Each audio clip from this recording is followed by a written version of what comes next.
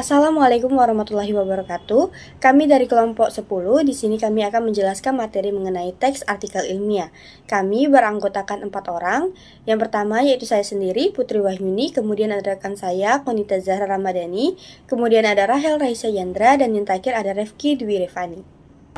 Sebelumnya kami ingin mengucapkan terima kasih kepada Profesor Dr. Hasna Faiza, ARM HUM sebagai pengampu mata kuliah Bahasa Indonesia yang telah membimbing kami untuk menyelesaikan tugas ini. Tanpa berlama-lama lagi, langsung saja ini dia materinya.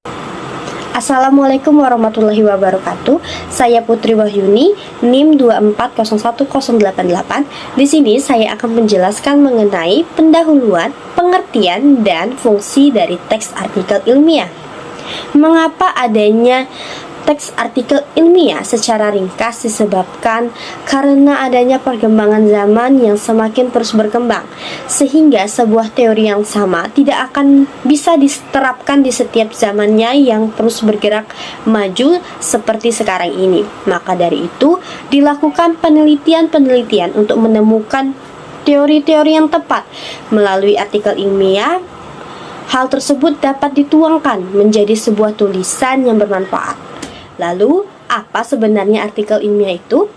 Dalam bab ini akan dibahas lebih lanjut. Pengertian artikel ilmiah secara umum merupakan karya tulis yang berisi hasil penelitian, penyaduran, atau pemahaman yang disusun secara sistematis dan objektif. Artikel ilmiah ditulis berdasarkan kaidah dan etika keilmuan tertentu.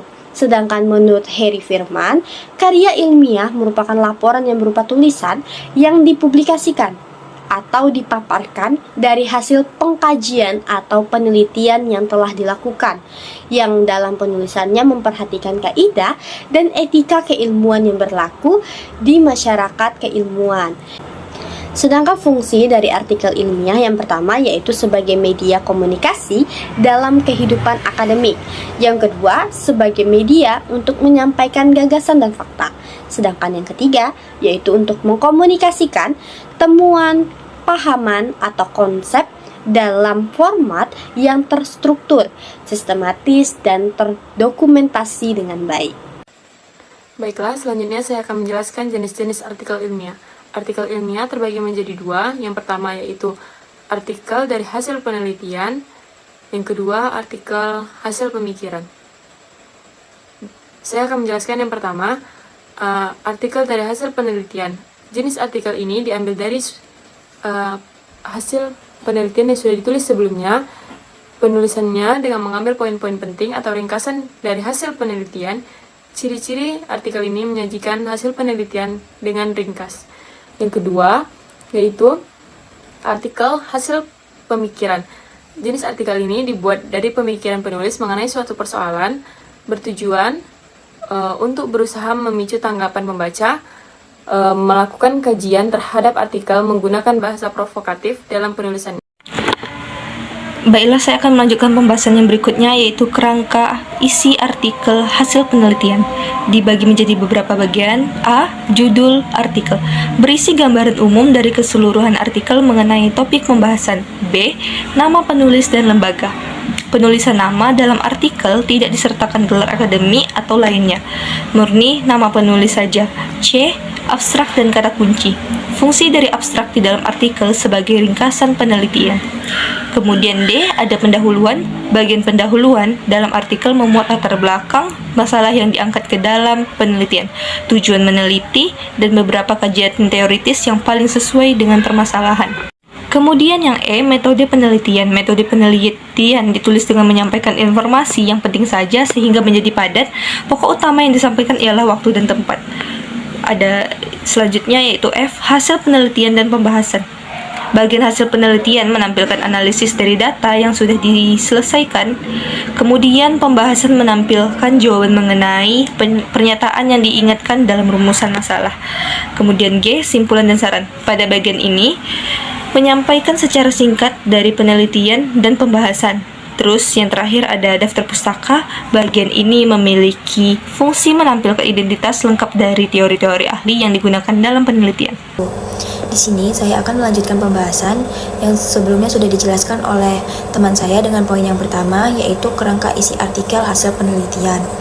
Nah, saya akan membahas poin yang kedua, yaitu kerangka isi artikel hasil pemikiran atau artikel kajian pustaka, yang dimana di sini terbagi menjadi beberapa.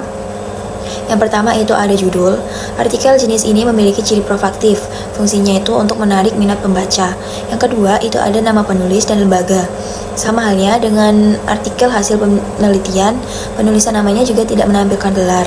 Yang ketiga itu ada abstrak dan kata kunci. Bagian ini diharuskan menyajikan secara keseluruhan, secara ringkas dalam satu paragraf yang padat akan informasi. Yang keempat itu ada pendahuluan. Bagian ini menyajikan pengantar pemahaman tentang latar belakang masalah yang akan diangkat menjadi artikel. Yang kelima itu ada bagian inti atau pembahasan. Bagian inti ini berisi analisis tentang perkara yang akan dikaji. Yang keenam itu ada penutup.